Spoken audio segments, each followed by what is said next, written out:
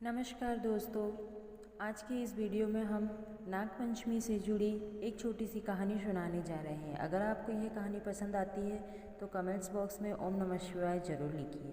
अब सुनिए ये कहानी। एक समय की बात है, एक सेठ जी के 7 पुत्र थे।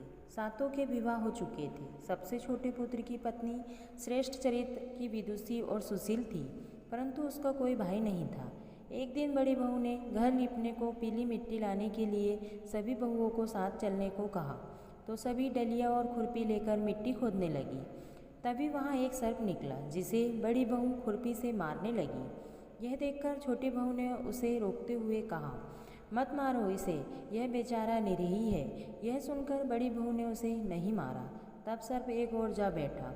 तब छोटी बहू ने उससे कहा, हम अभी लौटकर आती हैं, तुम यहाँ से जाना मत। यह कहकर वह सबके साथ मिट्टी लेकर घर चली गई और वहाँ कामकाज में फंसकर सर्प से जो वादा किया था उसे भूल गई।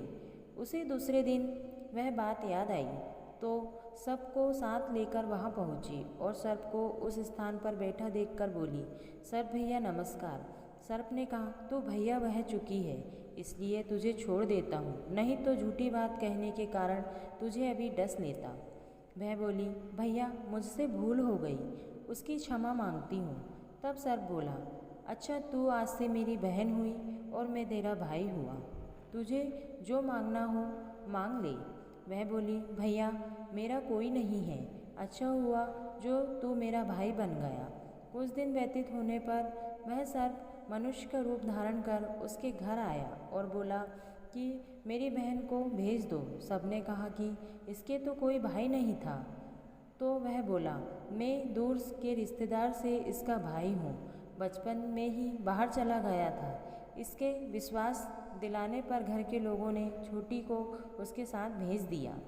उसने मार्ग में बताया कि मैं वही सर्प हूँ, इसलिए तू डरना नहीं और जहाँ चलने में कठिनाई हो वहाँ मेरी पूँछ पकड़ लेना।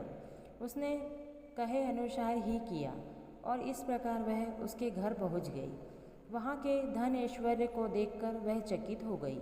एक दिन सर्प की माता ने उससे कहा, मैं एक काम से बाहर जा रही हूँ, तू अपने भाई को ठंडा दूध पिला देना।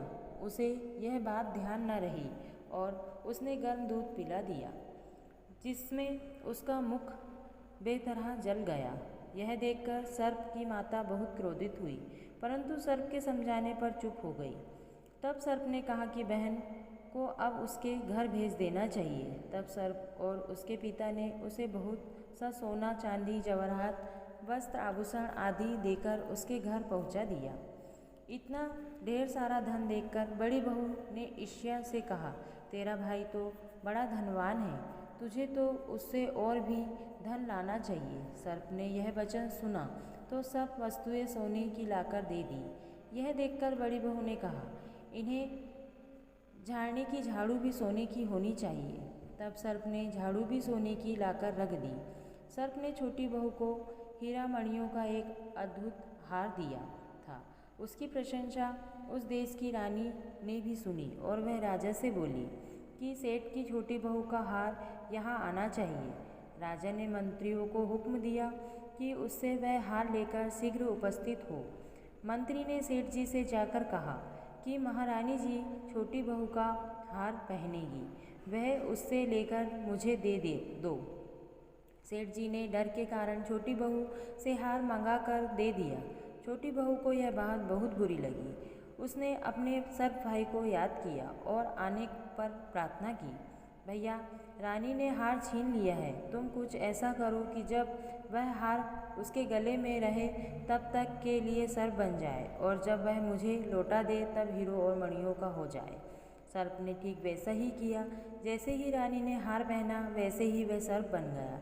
यह देखकर रानी चीख पड़ी और रोने लगी। यह देखकर राजा ने सेठ के पास खबर भेजी कि छोटी बहू को तुरंत भेजो। सेठ जी डर गए कि राजा न जाने क्या करेगा। वे स्वयं छोटी बहू को साथ लेकर उपस्थित हुए। राजा ने छोटी बहू से पूछा, तूने क्या जादू किया है, मैं तुझे दंड दूंगा।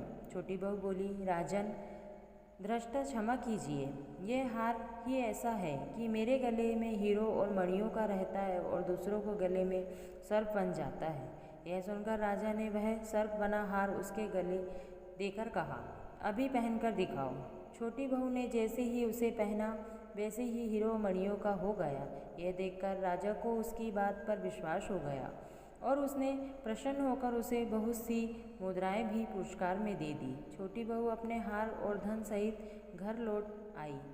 इसके धन को देखकर बड़ी बहू ने ईर्ष्या के कारण उसके पति को सिखाया कि छोटी बहू के पास कहीं से धन आया है। यह सुनकर उसके पति ने अपनी पत्नी को बुलाकर कहा, ठीक ठीक बता कि यह धन तुझे कौन देता है।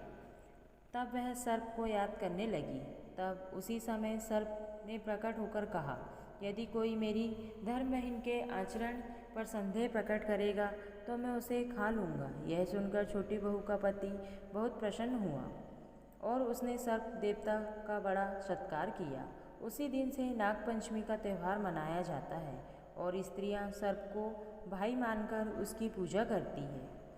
तो दोस्तों, ये छोटी सी कहानी आपको कैसी लगी प्लीज़ कमेंट्स बॉक्स में ओम नमः शिवाय ज़रूर लिखें और आखिरी तक वीडियो को देखने के लिए बहुत बहुत धन्यवाद। और अगर आपने अभी तक हमारे चैनल को सब्सक्राइब नहीं किया है तो प्लीज़ से सब्सक्राइब कर दीजिए और बेल आइकन पर क्लिक कर दीजिए जिससे हमारे आने वाले वीडियो की नोटिफिकेशन आपको मिलते रहें।